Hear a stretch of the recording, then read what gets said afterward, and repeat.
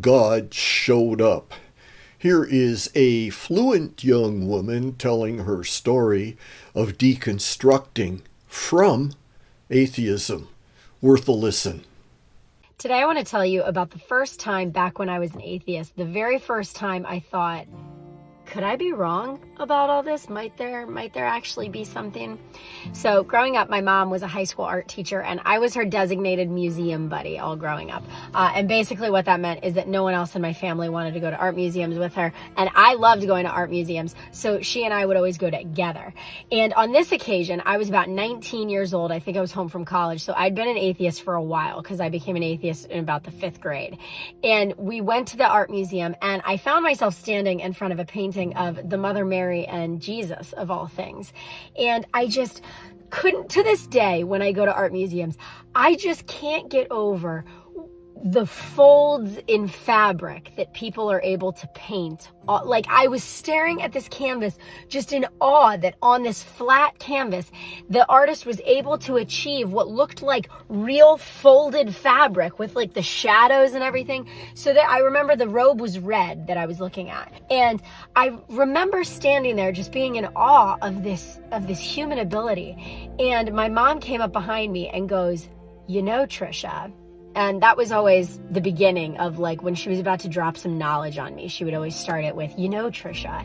And so I hear, "You know, Trisha," and I kind of, look over at her. And as an art teacher, she had always needed to defend the value of art, like whether that was school funding or whether that was just out and about. Like, no one really disputes the value of math and science, and those are very important things. But the value of art can also not be understated. Like, the value of art is so important. I grew up hearing about it. And so she came up to me and goes, "You know, Trisha, people question the value of art, but in every society, in every culture, throughout humanity's existence, everyone has found a way to make art, whether that's jewelry, whether that's pottery, whether that's painting on cave walls. Humanity has always found a way to make art." And don't you think, Trisha, that demonstrates an inherent need in our being, an inherent need in humanity for art?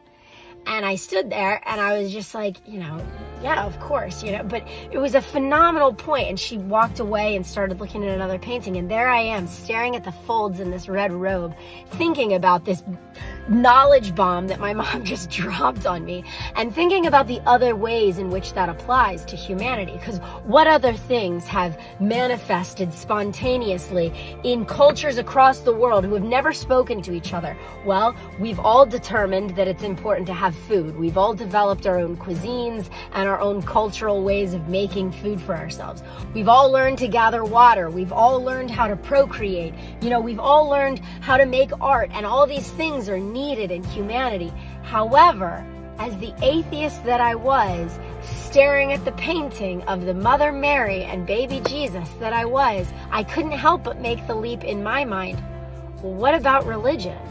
Because in every civilization, in every culture throughout humanity's existence, no matter how remote, every culture has found a way to reach up. Whether it's Islam or Hinduism or Christianity or some of these really little ones that we learn about in these remote cultures and civilizations, every culture throughout humanity's existence has found some way to reach up to something greater than themselves. And don't you think that means that there is an inherent need in humanity for a connection to our Creator? I thought that at the time. It was a far cry from falling to my knees and getting born again and saved right there in the art museum. But it was the first chink in the armor of atheism, where I had to acknowledge that throughout the span of our species, a connection to something greater, a connection to something spiritual was, undeniably prevalent, And like with art, don't you think that demonstrates that we have an innate need for it? That's today's word.